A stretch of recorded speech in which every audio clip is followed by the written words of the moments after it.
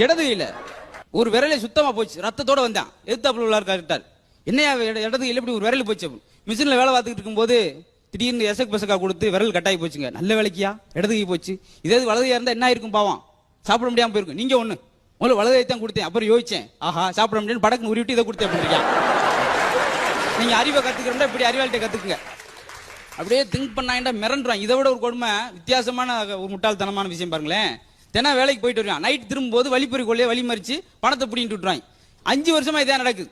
மனைவிக்கின்ற கோபமான கோபம், இப்படி ஒரு கோலத்தனமான ஆளா இருக்கானே, தினம் பணத்தையும் பறி கொடுத்து அடியும் வாங்கி வரானே சொல்லி இவனுக்கு கராத்தை பழகி கொடுக்கணும். அந்த அம்மா கூட்டு போய் கராத்தை பழகி விட்டு அனுப்பிட்டாங்க வேலைக்கு.